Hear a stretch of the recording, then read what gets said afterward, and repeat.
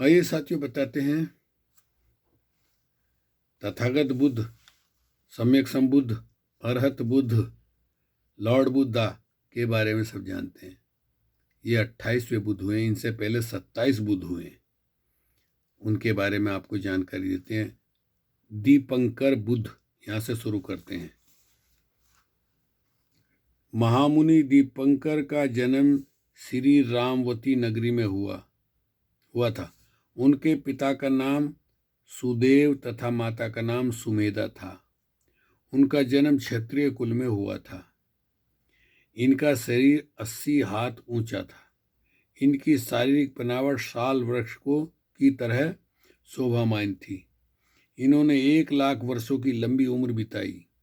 अपने जीवन काल में दीपंकर बुद्ध ने बहुत से लोगों को मुक्ति का मार्ग बताकर संसार सागर से पार होने का मार्ग सुझाया, ज्ञान दिया। इन्होंने अधर्म को मिटाकर धर्म रूपी दीप जलाकर जनमानस को प्रकाशित किया। संसार में भ्रमण कर इन्होंने लोगों को ज्ञान बोध कराना शुरू किया। उनकी गति बहुत तीव्र थी।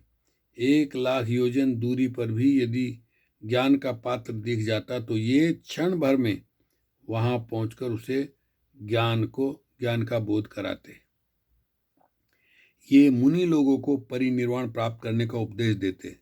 सामान्य प्राणी के लिए उन्होंने कहा, अपनी मुक्ति चाहते हो तो बुद्ध धर्म तथा संघ की शरण में आ जाओ। उनके उपदेश थे, जीव हत्या मत करो, चोरी मत करो, काम भोग मिथ्याचार न करना यानी स्त्री गमन एवं गलत व्यवहार से दूर रहना। नंबर 4, झूठ न बोलना। नंबर 5, मद्यपान न करना। नंबर 6, पूर्णतया ब्रह्मचर्य का पालन करना एवं बिना भूख लगे अथवा असमय भोजन न करना। नंबर 7, नृत्य गीत का त्याग करना। ये मन की एकाग्रता को तोड़ते हैं तथा मनोरंजन में फंसा लेते हैं। नंबर 8, माला गंध आदि को धारण न करना।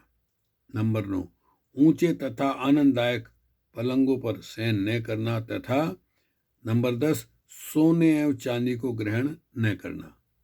उन्होंने लोगों के ज्ञान रूपी नेत्र खोले। उन्होंने पूर्व जन्म का भी ज्ञान हासिल करने की विद्या सुयोग पात्रों को बताई। उन्होंने ज्ञान बोध कराने के लिए सम्मेलनों का आयोजन करना आरंभ किया। इतिहास के अनुसार उन्होंने अपने प्रथम सम्मेलन में 1 अरब लोगों को बोध कराया, दूसरे सम्मेलन में 10 अरब तथा तीसरे सम्मेलन में, जिसे इन्होंने देवलोक में किया 9 खरब लोगों ने ज्ञान बोध प्राप्त किया। कुछ दिनों के लिए उन्होंने सुदर्शन नामक ऊंचे पर्वत पर अपना निवास बनाया था। वहां पर उन्होंने घोर तपस्या की। जटाजूट बढ़ गए थे। उन्हें तपस्या के दौरान बहुत सी सिद्धियां प्राप्त हुई थी। ये आकाश मार्ग में भी पक्षियों की तरह उड़ते हुए चल सकते थे। इस प्रकार विचरण करने के क्रम में उन्होंने नारद कूट पर्वत पर 1 अरब लोगों को दीक्षित किया। इस प्रकार उन्होंने अनगिनत लोगों को धर्म ज्ञान प्रदान किया। उनका धार्मिक आसन काल बहुत प्रसिद्ध हुआ। उनका ज्ञान दूर दूर तक फैला और उसे सर्वत्र प्रशंसा मिली। उसके अनुयायी लाखों की संख्या में उन्हें घेरे रहते थे। बिना ज्ञान प्राप्त किए जो मनुष्य शरीर त्याग करता था उसकी घोर निंदा करते थे। इसलिए धर्मोपदेश सबके लिए अनिवार्य हो गया था। भगवान दीपंकर का प्रवचन देवलोक मनुष्यलोक सर्वत्र हुआ करता था। इस प्रकार लोगों को उद्धार करते हुए दीपंकर मुनि ने निर्वाण प्राप्त किया।